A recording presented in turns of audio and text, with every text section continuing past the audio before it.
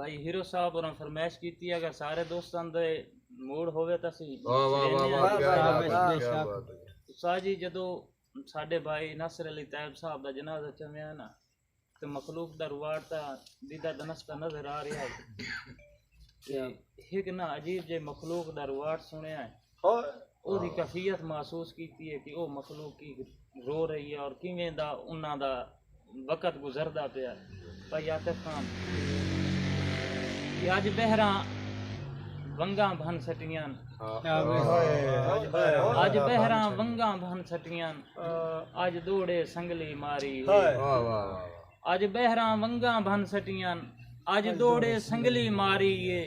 गीतां दी अख विच अथरू हन पाई गजलां सिर विच मिट्टी है और कतियां नू हिड़की लग गई है बोली नू दंदन पै गए हन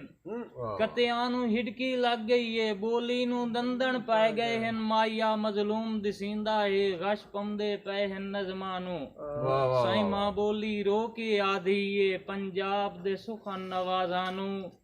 अय्या रब कोलो मनवा दे वो मैनू मेरा तैब हटा दे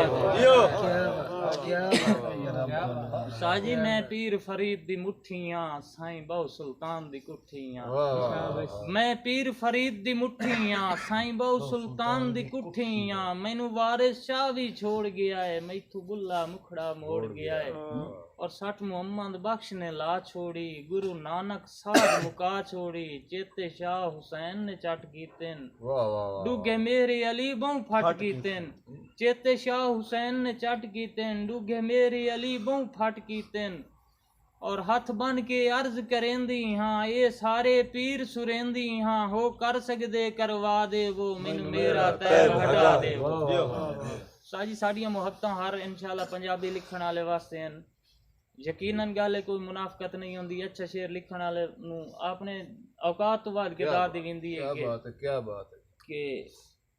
रासाई नू हां तू लाया नहीं क्या बात यासीन जिया कोई आया नहीं रासाई नू हां तू लाया नहीं यासीन जिया कोई आया नहीं शफकत दा गीत भुलाया नहीं कहीं आबिद बन दिखलाया नहीं